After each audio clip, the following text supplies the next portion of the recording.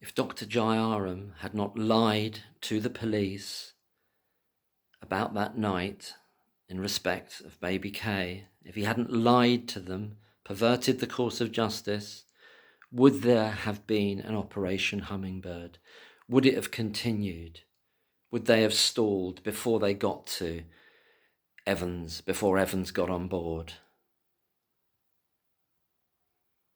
Or were they going to do the investigation regardless of Jayaram's made-up story about that night? That's what I'm wondering.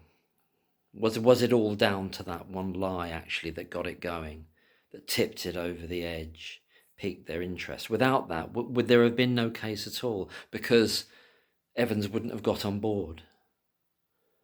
Or was that due to be happening anyway? And would it have been then just a completely cynical thing that the police did? Well, okay, so let's say Jayaram didn't do that, but they still were going to go ahead with it. Evans does get on board, as he did. And they just say, well, we can't obviously use the baby K case. It just wouldn't form part of it, but we'll get through on all the other ones. Perhaps that's what would have happened. Perhaps it would have happened like that, but I don't know. I wonder what other people think.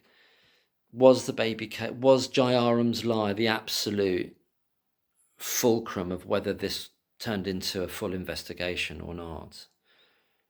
I think it could have been, but it's also possible that they could have gone forward, Evans gets on board, and they run with all the others, and they don't do anything with the baby K case. They just don't include it because it's not strong enough, and they don't want to weaken it, because Jayaram, in another universe where he's a more honest person, or an honest person, because he's clearly a totally dishonest person, pathologically dishonest person, in another universe, would they have run with all the other cases and tried to build up charges based on just those?